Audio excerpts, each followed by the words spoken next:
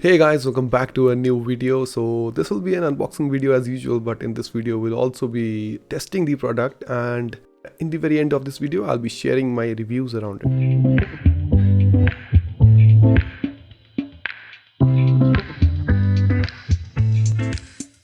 So if you are a GoPro user, then you know that these cameras are great for capturing action and adventure, but sometimes the footage can come out to be overexposed or a little too bright.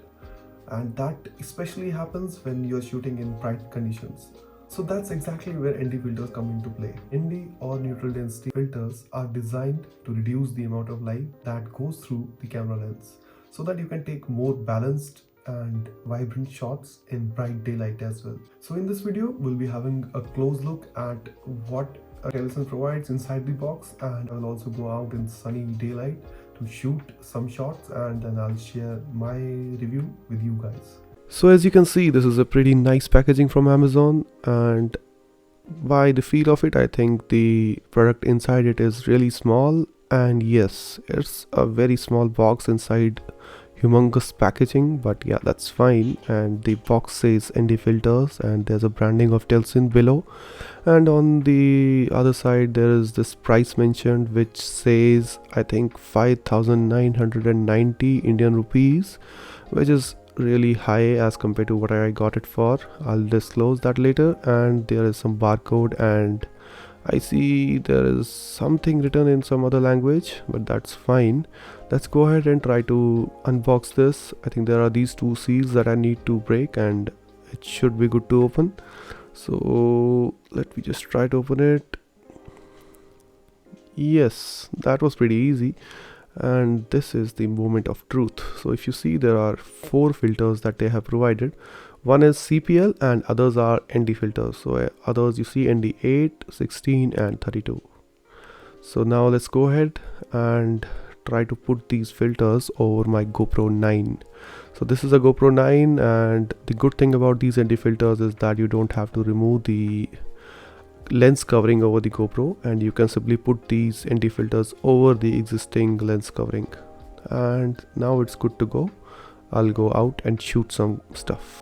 So unfortunately, I'll have to do voiceover for this clip because I forgot to start record on my voice recorder. So in this clip, I'm following the cinematic rule which says that you have to restrict the frames per second to 24 FPS, and accordingly you have to change the shutter speed to 1 by twice of whatever the frames per second you have set. So in this case, the shutter speed is 1 by 48, and that's why you see everything is so blown out. So let me put on the ND filter and you'll see a drastic change. And there you go. So this is ND16, and now that ND filter is in place, you will see the motion blur effect when I move my hands around. So if you see right now, if you pause at any point, you will see the hand is still blurred out, but in case of absence of ND filters, the frames are stuck at where you pause it. So as you might have already seen the difference, now the tones are darker because it's ND32 that I'm using right now.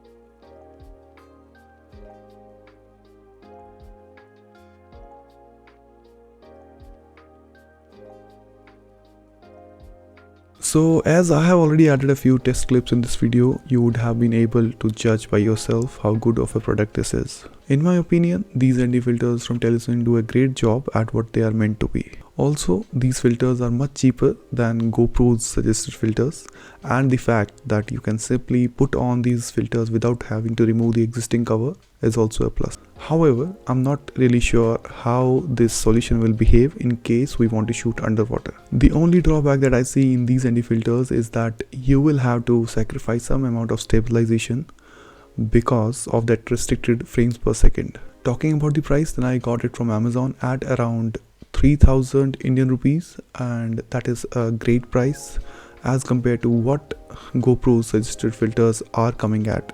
So that was all for this video. Hope you liked the review, and if you did, then do subscribe, and see you in next video.